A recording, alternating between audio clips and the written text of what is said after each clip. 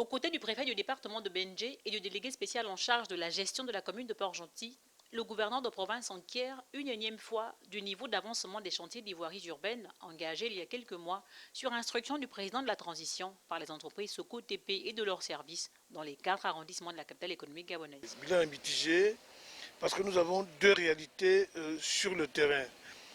D'un côté, nous avons des travaux qui ont avancé de façon considérable, ce qui est une bonne chose. Mais de l'autre, également, nous avons des travaux qui ont commencé en mode accéléré et qui ont connu un ralentissement, voire un arrêt.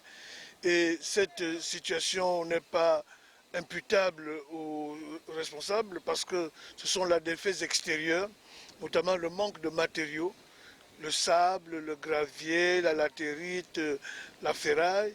C'est aujourd'hui l'une de nos préoccupations majeures, les autorités, le délégué spécial, le préfet, pour voir comment on pourrait trouver des palliatifs. Il est indéniable, la difficulté d'approvisionnement en matériaux dans la cité pétrolière est une grosse épine sous le pied de nombreux opérateurs économiques. Mais chez Soko TP, il n'y a pas matière à s'inquiéter pour le moment. Comme vous savez, pour Gentil, c'est approvisionné par les voies maritimes, ça veut dire bateaux.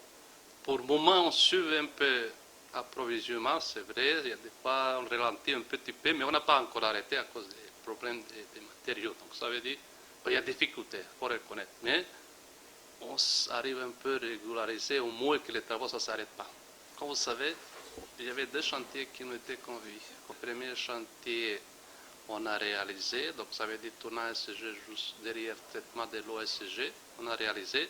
Ça reste juste poser les dallettes des caniveaux et les signalisations horizontales. Concernant le deuxième chantier, on a sur l'assainissement, on a fait les caniveaux en béton. Il faut dire, au regard de ce qui précède, qu'une flexibilité sur les délais contractuels est d'ores et déjà envisageable.